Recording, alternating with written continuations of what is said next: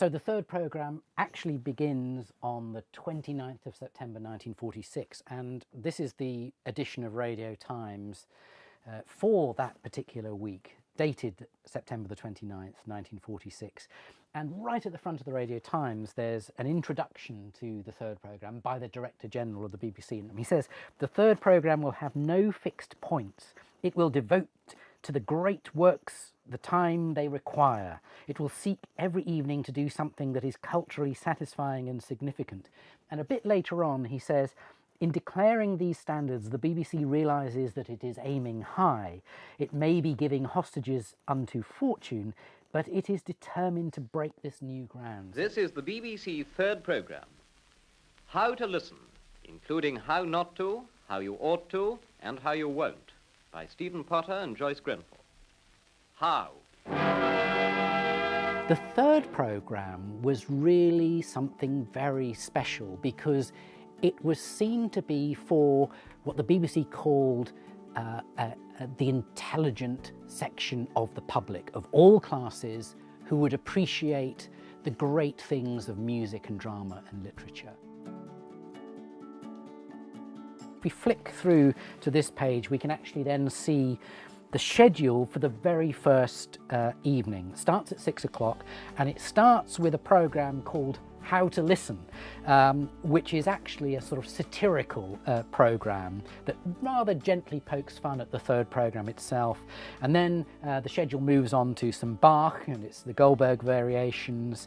There's an address on world affairs. There's a choral and orchestral concert, an opinion, and then madrigals by Monteverdi. And so you get a real sense of the mix there of music, of ideas, some satire. It would be a production of the whole concert, or the whole book, or the whole story. So this ability to spread itself across several hours was one of the great features of the third programme. And the BBC's vision, in a sense, was not that this was going to be a service for the cultural elite, but that it was elite culture for everyone. The standout moments, perhaps in drama, would probably be Dylan Thomas's Under Milk Wood.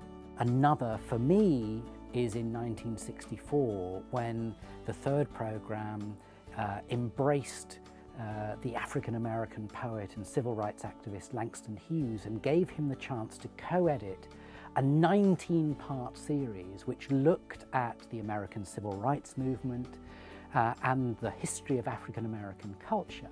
Jump forward to 1989, you have the world premiere of John Tavener's The Protecting Veil. It's a commission by the BBC, it's performed for the first time on the Proms, it's broadcast on Radio 3. It's an astounding piece of music that very rapidly becomes a favourite among listeners. Oh, solitude, oh, solitude. You can listen to Radio 3 and you can still sense the DNA of the third programme in there. It still has talks, it still has debates, it still has drama, it still experiments with the medium of radio.